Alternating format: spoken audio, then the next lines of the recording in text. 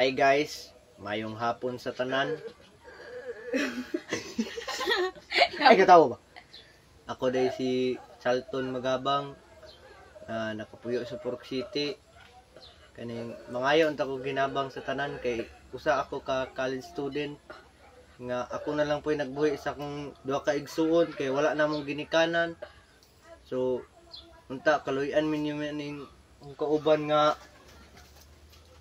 wa na gyud, di na makaya kay wala na gyud koy kwarta. Maglisod kog eskwela kay akong igsuon duha sila kabuk ga eskwela pero kaning isa na sa special child kay spedihang naong oge katawa ba kay para maluoy sila. Ano magkatawa man ka para maluoy sila ba? So guys, balik ta sa atong topic guys. So unta maluoy mo sa mua kay mangaya may hinabang sa akong igsuon luoy nagig kaysa guys. So ay katawa ba? So kay saon taman guys, inani na magini guys. So since birth pa niyang sakit guys, si mama og papa kay na lubog mugod sa barko. Yan namatay si mama og papa, sayang kayo, wala nagabuhi sa mua. Munang galisod na mi karon.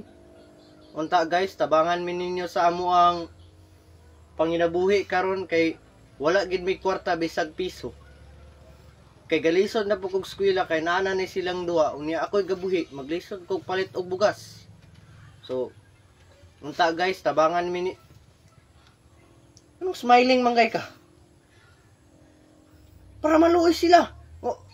Saan na to pagkon sila nga para maluoy sila ba?